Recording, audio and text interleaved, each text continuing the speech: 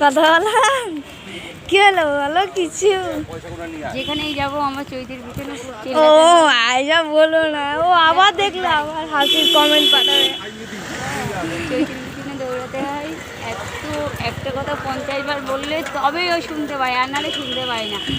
বলো বন্ধুরা কী করে বাঁচিয়ে। যেখানে আছে সেখানকার কথা বলো। সেখানকার কথা এখন বলবো না, যে বলবো একটা স্পেশাল জায়গায় যাচ্ছি। স্পেশাল জায়গায় যাচ্ছি, লম্বা একটা ভিডিও দেবো, আশা করি ভালো লাগবে, বুঝেছো? এখনো অনেকটা দূর হেঁটে হেঁটে ভিডিও করছি।